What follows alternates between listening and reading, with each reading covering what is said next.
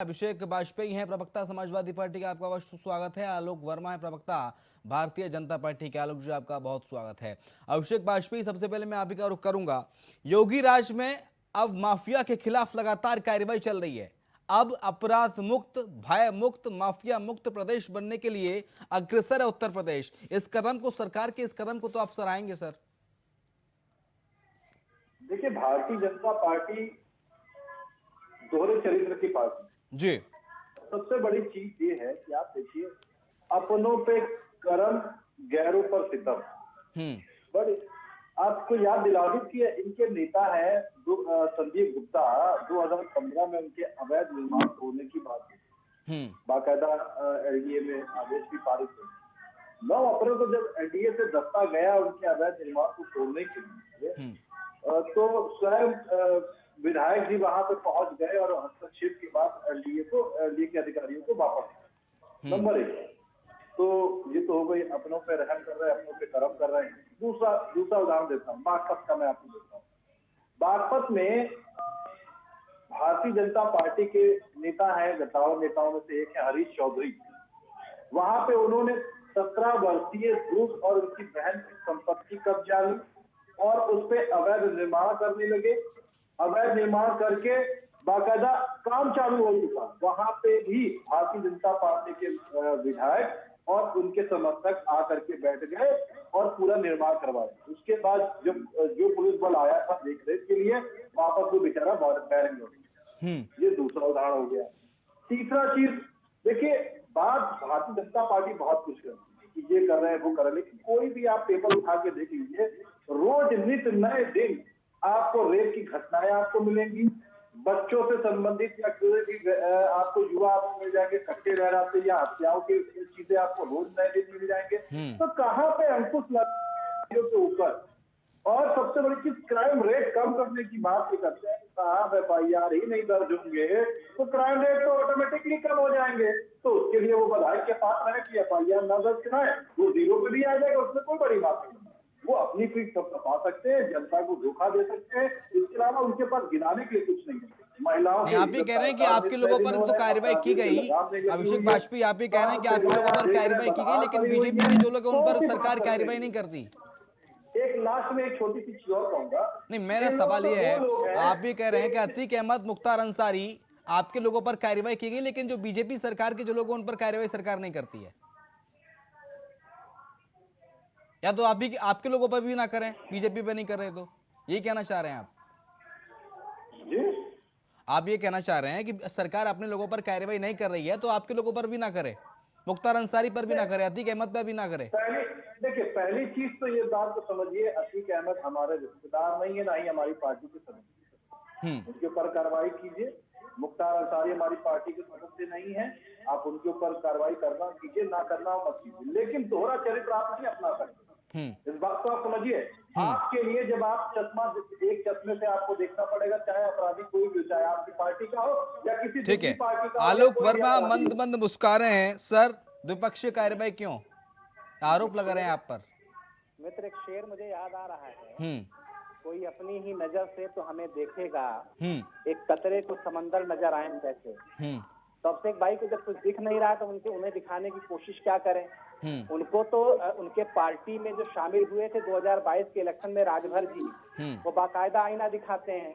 अभी कह रहे थे कि मुख्तार कोई संबंध नहीं, और राजभर जी ने ही इशारा किया कि हमारा जो संबंध मुख्तार अंसारी के आसपास है, जो हमारा जो उनसे लगाव दिखाने की बात की जा रही है, वो अखिलेश यादव जी का ही इशारा था। अब इसको छुपाने की जरूरत मुझे लगता है नहीं। पूरी दुनिया आज इस बात को जानती है कि योगी आदित्यनाथ जब 2017 में मुख्यमंत्री बने तो उससे पहले उत्तर प्रदेश में क्या चल रहा था। अलग अलग इलाकों में जो माफिया राज फैला था, वो क्यों फैला था? इसलिए फैला था क्योंकि आप शरण देते थे। मुख्तार अंसारी किसी पूर्वांचल के इलाके में धन उगाही का काम करता था, प्रयागराज में कोई अतीक अहमद था, बुंदेलखंड में कोई और था, किसी रोहेलखंड में कोई दूसरा था, मेरा आसपास के इलाके में कोई चौथा था। ये तो आपका उद्योग था, कारोबार था। आपके समय में उद्योग क्या चलता था? एक सबसे बड़ा उद्योग खनन का कारोबार। मैं बहुत पीछे नहीं जा रहा हूँ, अखिलेश यादव जी की बात कर रहा हूँ। और खनन कारोबार के पीछे कौन उद्योगपति था? आप नहीं जानते क्या? एक मंत्री कौन था आप नहीं जानते क्या? उस मंत्री से आपका रिश्ता क्या था आप नहीं जानते क्या? शिवपाल यादव जी के साथ जब आपका रिश्ता डगमगाया तो कहीं ना कहीं वो मंत्री भी तो थे, कहीं ना कहीं खनन का पूरा मामला भी तो था। और आपके समय में जो डर का कारोबार चलता था, क्या करते थे मुख्तार अंसारी?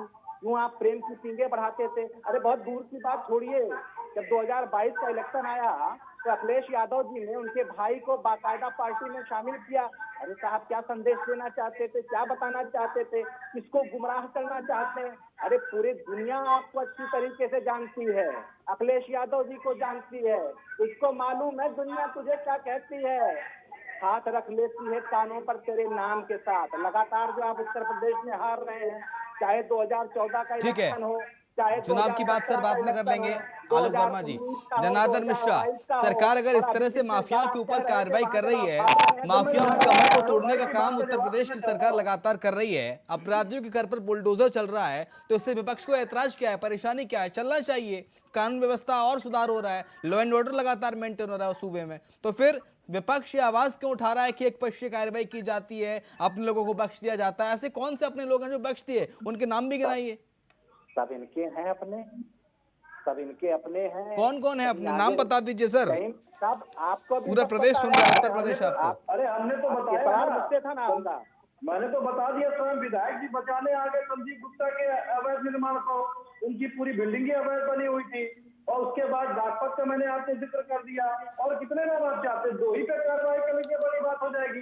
तीसरा छोड़िए, आप अयोध्या के मेयर के ऊपर कार्रवाई नहीं कर पाए कि कौन, कितने नाम गिनवा दूं? भारतीय जनता पार्टियों की, जब से भारतीय जनता पार्टी आई है तब से वहां पे अपराधी जो है एक छत्र राज चल रहा है और फल फूल रहे हैं। अरे स्वयं मुख्यमंत्री योगी आदित्यनाथ जी ने जब अपने ऊपर से मुकदमे हटवा लिए, अरे और कौन सी बात अभिषेक कही जा जी, सकती है? अभिषेक और अभी जी, बात कर लोग रहे हैं, थे, उनको कुछ अरे बोलने इनके दीजिए। अपने लोग, आप देखिए आप कौन जब इस सा ऐसा तरीके दिन की होता है बातें जिस दिन करते हैं घोटाला तो सुहाता नहीं नहीं आती है। है। पहले उत्तर घोटाले प्रदेश कर के लेते लोगों ने हैं, परिवर्तन अपनी किया जेबें है। गरम कर लेते 35 हैं, साल उसके बाद बाद ठीक है, राजनीति तो अपनी तरफ चलती रहेगी। जनार्दन मिश्र हैं हमारे साथ, जनार्दन मिश्र हैं वरिष्ठ पत्रकार। सर मैं आपके पास आऊंगा। आपने देखा 2017 के बाद से, जब से सूबे में मुख्यमंत्री योगी आदित्यनाथ की सरकार आई, बीजेपी की सरकार आई, किस तरह से लगाम कसी गई है अपराध पर, नकेल कसी गई है अपराध पर, माफियाओं के घरों को तोड़ा गया है, उनके अवैध ठिकानों को तोड़ा गया है, जब्त किया गया है। इस पूरी कार्रवाई को आप किस तरह से देखते हैं? और 62 माफियाओं को, प्रदेश के 62 माफियाओं को अभी चिन्हित किया गया है। जनार्दन मिश्रा सर। देखिए, मैं पक्ष विपक्ष के तर्क वितर्क का मैं नहीं फंसना चाहता हूँ जी सर। लेकिन मैं 2-3 बिंदुओं को स्पष्ट रखना चाहता हूँ। पहली हाँ। चीज तो देखिए, अपराध जो है समाज का एक बहुत बड़ा कैंसर है। हाँ। वो किसी भी समाज में कोई कितना भी हाई ग्रेडेड हो, कोई कितना टेक्निकली साउंड हो, वो रहता है। दूसरी चीज ये है कि अपराध नियंत्रण एक सतत प्रक्रिया है। आप ये नहीं कर सकते कि टोटल सोसाइटी जो है अपराध से मुक्त हो चुकी है। अपराध को नियंत्रित करने के लिए आपको हमेशा लगातार जरूरी कदम उठाने होंगे। और जो सबसे बड़ी बात कही जा रही है कि जो भय और एक भ्रष्टाचार मुक्त की बात करी जा रही है, आम जनता में जरूर एक विश्वास जागा है कि लोगों में जो महिलाओं पर अत्याचार हो रहे थे उस पर कार्रवाई की गई है। 1090 जो बनाया गया है, वुमेन्स वो बनाया गया है। इन सब चीजों को लेकर जो सख्ती लेकर आई गई है, आप देखिए कमिश्नरेट बनने के बाद में काफी चीजों को एक स्ट्रीमलाइन किया जा सका है। और दूसरी चीज जो सबसे बड़ी बात मैं कहता हूँ कि पुलिस का इकबाल बहुत जरूरी है। पुलिस सिर्फ अगर वर्दी पहनकर और अगर पुलिस अपराधियों से डरती है तो पुलिस का मतलब समाज में होना ना होना कोई बहुत बड़ी बात नहीं है। लेकिन पुलिस का इकबाल अगर वो है तो अपराध पर नियंत्रण स्वयं ही लगने कोशिश हो जाती है उससे। तो पुलिस का इकबाल जरूर बढ़ा है, पुलिस में एक कॉन्फिडेंस आया है। और मतलब मुझे लगता है कि जो आम जनता है उसमें जरूर ये चीजें प्रतिलक्षित होती है। मैं लगातार बातें करता रहता हूँ, ग्राउंड पे जाता हूँ, तो महिलाएं जो है, मैं आपको बताऊं पश्चिमी उत्तर प्रदेश की स्थिति ये है कि हो सकता है कि राजनीतिक भिन्नताएं नहीं हो, लेकिन फिर भी वो ये बात जरूर कहते हैं कि अब जो है यहाँ पर लॉ एंड ऑर्डर जो है वो कुछ सुधार की ओर दिखा है।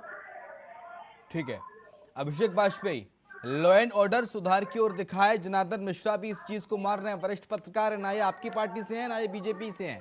इस बात को उन्होंने स्वीकार किया बतौर वरिष्ठ पत्रकार। ठीक है, अब आप ये बताइए कि सपा की सरकार में कितने अपराधियों की, माफियाओं की कमर तोड़ी गई, कितनों के घर बुलडोजर एक्शन हुआ, कितने अवैध ठिकाने ध्वस्त किए गए आपके अखिलेश यादव ने जब आपकी सरकार थी 2017 से पहले। ये सवाल देखिए, बीजेपी पूछ रही है। हाँ, मैं बिल्कुल आपकी बात का जवाब दे रहा हूँ। देखिए, सबसे बड़ी चीज ये कि आपको याद दिला दें कि आदरणीय अखिलेश यादव जी ने ही पुलिस विभाग को मजबूत करने का काम किया। उन्होंने जब डायल 100 दिया तो वो किस वजह से दिया, ताकि पुलिस का इकबाल मतलब डायल 100 का और आविष्कार तो अखिलेश यादव ने किया था, आप ये कहना चाह रहे हैं? सुन तो लीजिए, और किसने किया था? ठीक है। डायल 100 जब उन्होंने चालू किया था तब उसके बाद पुलिस का इकबाल बुलंद होना चालू हो चुका था, ताकि जो लोगों के पेंडिंग चीजें हैं, लोगों को न्याय मिल सके। उसके लिए आदरणीय अखिलेश यादव जी ने बहुत तत्परता से उन्होंने काम किया। नंबर 1 है। नंबर दूसरी चीज आप देखिए कि किसी भी पैमाने डायल पे 100 के बारे में और तो उपलब्धियां गिनाई है ना सपा सरकार की, जब सपा सरकार थी, और अपराधियों पर कैसे एक्शन हुआ ये पूछ रहे हैं आलोक वर्मा। लगातार देखिए मुस्कुरा भी रहे मंद मंद, क्योंकि जवाब देते नहीं बन रहा शायद इसलिए। नहीं, देखिए आदरणीय अखिलेश यादव जी ने ही, आप देखिए कि हमेशा काम किया है पुलिस का इकबाल बुलंद करने के लिए। और सबसे ऊपर जब गायत्री प्रसाद प्रजापति के लिए जब प्रोसेस हुआ था तो आदरणीय अखिलेश यादव जी ने ही उसका काम किया था आगे बढ़ाने के लिए। हाँ। नंबर दूसरी चीज, क्योंकि हम आदरणीय अखिलेश यादव जी भेदभाव नहीं करते हैं, ये हमारी पार्टी का या किसी और पार्टी का, क्योंकि आदरणीय अखिलेश यादव जी उसी चीज को पैमाने पर मानते हैं। आप अगर एम्बुलेंस सेवा के लिए भी कहेंगे तब भी उन्होंने किया, आगरा एक्सप्रेस वे तब भी उन्होंने चलाया था, क्योंकि भारतीय जनता पार्टी तो वो चरित्र पार्टी जो अपने ही लोगों को ठगती है। आप उदाहरण के तौर पर बुंदेलखंड, ठीक है, भेदभाव नहीं करते हैं ना, तभी आजम खान को स्टार प्रचारक बनाकर मैनपुरी में चक्कर लगवा रहे हैं, प्रचार करवा रहे हैं आजम खान से आप। ठीक है, आलोक वर्मा। ऐसे तो बहुत सारे लोग हैं। ठीक है, आलोक वर्मा। प्रधानमंत्री जी को नहीं छोड़ा, प्रधानमंत्री जी से बुंदेलखंड तो अपराधियों को जब पक्षपात की आप बात कर रहे हैं, अगर आप पक्षपात नहीं करते तो निर्णय हो जाने दीजिए, कौन अपराधी है, कौन आरोपी है, कौन नहीं। ठीक है, आलोक वर्मा, आप पर आरोप ये लगातार लग रहा है, आप पर आलोक अभिषेक बाजपेयी लगातार लगा रहे हैं कि आप पक्षपात की राजनीति करते हैं, अपने लोगों को छोड़ रहे हैं, और जो सपा के लोग हैं या अन्य जो लोग हैं उन पर कार्रवाई की जा रही है। यानी कि निष्पक्ष योगी का बुलडोजर, बाबा का बुलडोजर उत्तर प्रदेश में निष्पक्ष नहीं चल रहा है। अब अभिषेक जी को क्या कहूं मैं, एक शेर था फिर याद आ गया मुझे, इसलिए मैं मुस्कुरा रहा था। मुझमें जो कुछ अच्छा है सब उसका है। तो हमारा जो कुछ अच्छा है, उनको लगता है कि कुछ अच्छा नहीं हुआ, लेकिन उत्तर प्रदेश की जनता तो जान रही है कि योगी जी के समय में क्या अच्छा उत्तर प्रदेश में हुआ, किस तरीके से उत्तर प्रदेश बदला। उत्तर प्रदेश जिस अभिलाषा में था, जिस उम्मीद में था, जिस डगर पे चलना चाहता था, बढ़ना चाहता था, वो उत्तर प्रदेश को मिला। अगर योगी आदित्यनाथ जी 37 साल बाद मुख्यमंत्री बने उत्तर प्रदेश के, तो इसलिए बने क्योंकि भारतीय जनता पार्टी सबका साथ, सबका विकास, सबका विश्वास और सबके प्रयास से उत्तर प्रदेश बदलना चाहती है, और वही उसी डगर पे हम आगे बढ़ रहे हैं। आपके समय में क्या होता था, आप अभी कह रहे हैं कि आप जात जमात नहीं करते थे। अरे साहब, आपके माथे पर लिखा है, हर आदमी कहता है माई के अलावा तो आप कुछ सोचते ही नहीं थे। माई मतलब मुस्लिम, माई मतलब यादव। अरे आऊंगा आपके पास, आऊंगा। जब आप बोल रहे थे तो आलोक वर्मा शांत रहे, आलोक वर्मा ने बोला। अब आलोक वर्मा बोल रहे हैं, आप शांत रहिए, आपके पास में आऊंगा, आपको मौका दूंगा, टाइम है मेरे पास अभी। बाकी जिन लोगों का आप वोट हासिल करते थे, उनको लगता था कि जब आपकी सरकार आती है तो आप होते हैं, बाकी सब तो कहीं किनारे होते हैं, इसलिए वो भारतीय जनता पार्टी के साथ आए। आपके पहले भी किसी की सरकार थी, अखिलेश यादव जी से जस्ट पहले मायावती जी, तो मीम और भीम की बात करती थी। उनका समीकरण था कि मुसलमानों को जोड़ लीजिए और दलितों को जोड़ लीजिए और रास्ता निकल जाएगा, उसके बाद जब सत्ता हासिल होगी। तो क्या करते थे सबको पता है, अच्छी तरीके से पता है। भारतीय जनता पार्टी की सरकार शानदार तरीके से चल रही है। क्यों? क्योंकि सबको साथ लेकर के हम चले हैं, सबका विकास करने का हमारा मकसद है, और सबके प्रयास से हम उत्तर प्रदेश को बदल रहे हैं, हिंदुस्तान को बदल रहे हैं। देखिए, जब योगी आदित्यनाथ जी उत्तर प्रदेश के मुख्यमंत्री बने तो 5 बार गोरखपुर के सांसद रहे, और सांसद के तौर पे देश दुनिया जो उन्होंने देखी, वो समझते थे कि उत्तर प्रदेश को अगर बदलना है तो सबसे पहले अपराध को खत्म करना होगा, अपराधियों को खत्म करना होगा, माफियाओं को खत्म करना होगा। इसीलिए मुख्यमंत्री बनते ही योगी आदित्य जी ने एक हाथ में भाला थामा और दूसरे हाथ में माला पकड़ी। भाला आपके लिए, उनके लिए जो उत्तर प्रदेश को लूटने चले थे, उत्तर प्रदेश को लगातार लूट रहे थे, चाहे वो मुख्तार अंसारी हो, चाहे अतीक अहमद हो, चाहे एक माफिया दूसरा माफिया हो। लेकिन आरोप ये लगते रहे आलोक वर्मा बीजेपी पर, जब से आपने जो बुलडोजर मॉडल लॉन्च किया है ना उत्तर प्रदेश में, नजर से सबको देखा। आज उत्तर प्रदेश अगर बदला है, जो कंबाइंड जो माफिया, ठीक है, मैं कह रहा हूं आलोक वर्मा, जब से आपने जो बुलडोजर मॉडल लॉन्च किया है उत्तर प्रदेश में, जब से आरोप ऐसे लगते रहे हैं कि आप किसी पर भी बुलडोजर एक्शन कर देते हैं, ऐसा विपक्ष आरोप लगाता है, बिना तस्दीक किए, जांच पड़ताल की आरोपी की आप सीधे उसके घर बुलडोजर भेज दे देते हैं और बुलडोजर चलने लगता है। इसलिए जनता में मैसेज आए कि योगी सरकार देखिए कार्रवाई कर रही है। हम नहीं भेजते, सिस्टम भेजता है। इनके ऊपर कानून व्यवस्था को आगे बढ़ाने की जिम्मेदारी है।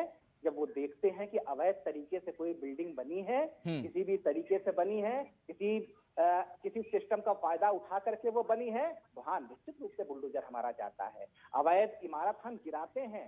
निश्चित रूप से उत्तर प्रदेश के जो बड़े माफिया हैं, जिन्होंने धमका करके, जिन्होंने अवैध संपत्ति इकट्ठा करके, जिन्होंने पैसे का घालमेल करके जो अवैध इमारतें बनाई हैं, जो अवैध सिस्टम खड़ा किया है, उसको ढहाना हमारा नैतिक कर्तव्य है। और निश्चित रूप से उत्तर प्रदेश का नहीं, आप डाल रहे हैं, सिस्टम डाल रहा है। वाहवाही सरकार की जाए सिस्टम की, भाई प्रशासन हमने तो सिस्टम के हाथ खोले हैं जी। पहले तो सिस्टम के पास फोन जाया करता था। कौन फोन करता था? वो जो सफाई इटावा के आसपास के जो लोग थे, जो एक खानदान के लोग थे, वो फोन करते थे।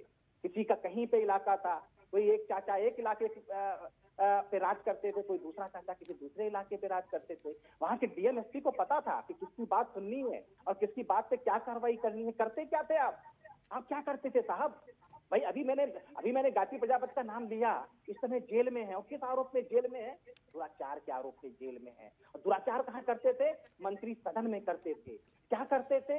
बुंदेलखंड के इलाके को खोदते थे, खनते थे। वहां से जो खनन का पैसा आता था, उसका आप क्या करते थे? उसकी बंदर बांट होती थी। ये हमने बंद किया है। आज खनन, आप मीडिया के बंधु हैं, आप अच्छी तरीके से जानते हैं, खनन की स्टोरी नहीं आती आपके पास।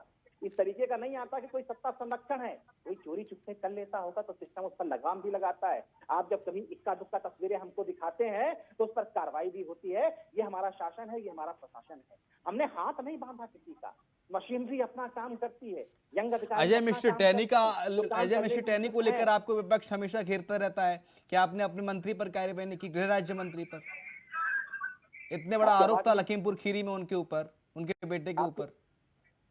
लखीमपुर खीरी हो या कोई और इलाका हो, कहीं का भी इलाका हो, पूरे उत्तर प्रदेश की बात मैं कर रहा हूँ, कहीं भी कुछ हो, कोई भी अगर अपराधी है तो जेल में जाता है। नहीं, विपक्ष से सर ये कह रहा है कि अजय मिश्रा टैनी के ऊपर ये कार्रवाई क्यों नहीं की गई? अदालत फैसला करती है। तभी तो मौका मिल जाता है ना आलोक वर्मा, विपक्ष को सवाल पूछने का कि आप अपने लोगों पर कार्रवाई नहीं करते हो और दूसरे लोगों पर आप कार्रवाई करते हो। इसी नाते विपक्ष सवाल पूछ रहा है और विपक्ष का सवाल मैं आपसे पूछ रहा हूँ कि अजय मिश्रा टैनी पर कार्रवाई क्यों नहीं की गई सही से? नहीं करते हैं, खाकी कार्रवाई करती है।